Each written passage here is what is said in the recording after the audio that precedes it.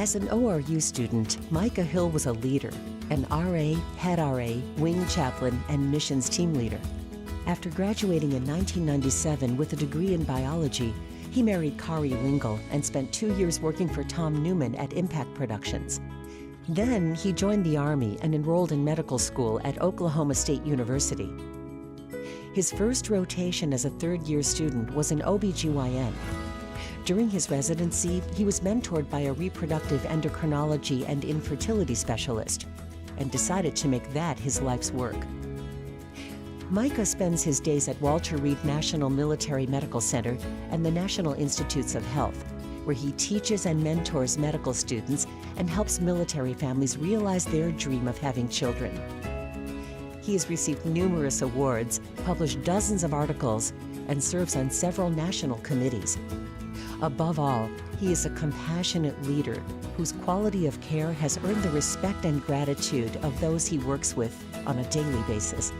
Tonight, the ORU Alumni Association is pleased to present the 2018 Alumnus of the Year Award for Distinguished Service to the Community to Lieutenant Colonel Micah J. Hill.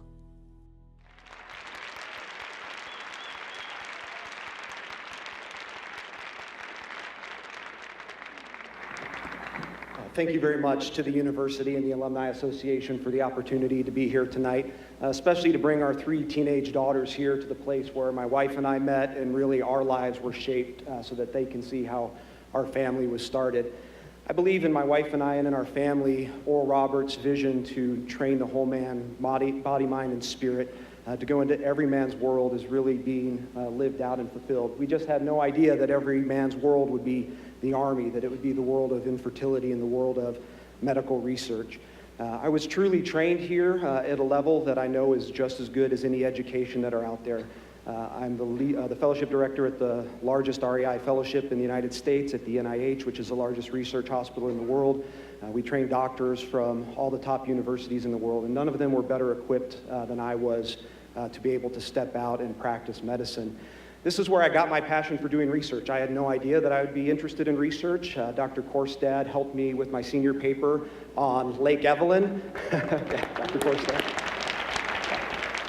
So at that time, in the mid-90s, Lake Evelyn was dying from sediment buildup and algae blooms from all the fertilizer that washed into the lake. We studied it, came up with a solution, including the fountains and diversion of that runoff, and that's why we have that beautiful lake there today.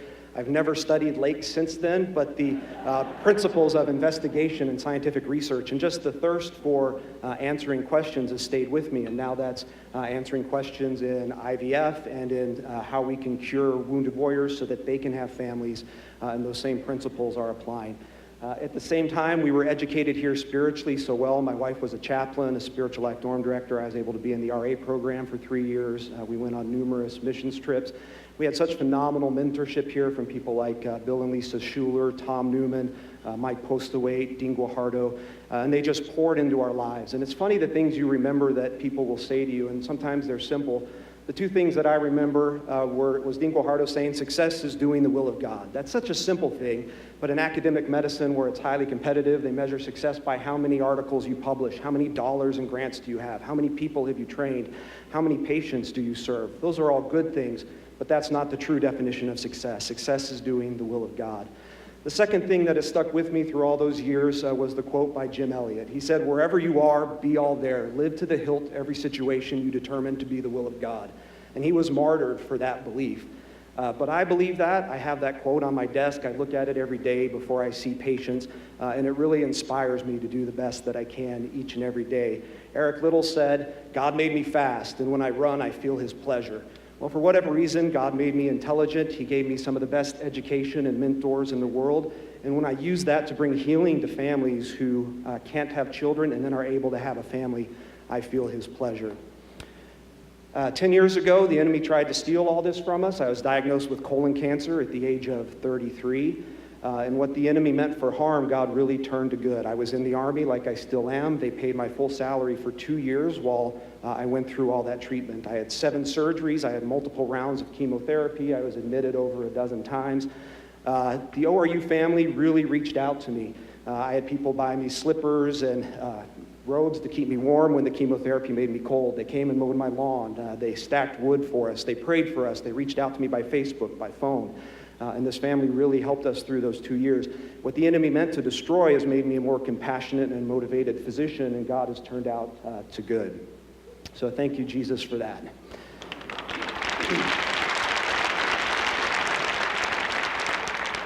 We're making incredible advances in military medicine.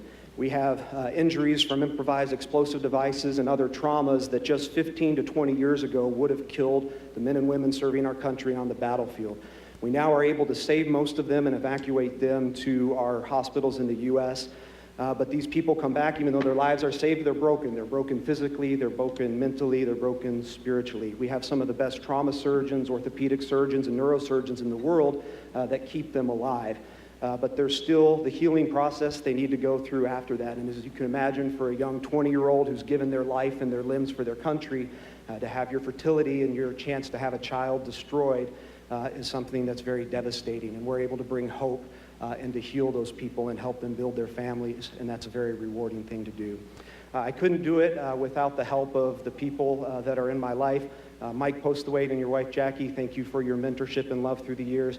David and Deanna Holiday, 26 years ago, we met here as freshmen, still best friends today. We love living life with you guys. My mom, dad, my brothers, sisters, and their spouses, you guys inspire me. You're such a blessing to me. Thank you for everything you do. And especially to my wife, Kari, my daughter, Brianna, Haley, and Kayla, who are here tonight. I love you guys. This is really a family award that's honoring what we do together as a family. Thank you very much.